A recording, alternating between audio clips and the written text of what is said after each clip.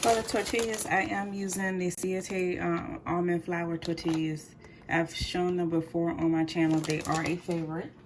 So what I did, I just put it on my pan and let them warm up, and then I molded them to make them taco shells. So now that they are in taco shells, well, formed as taco shells, I'm gonna go ahead and start stuffing them.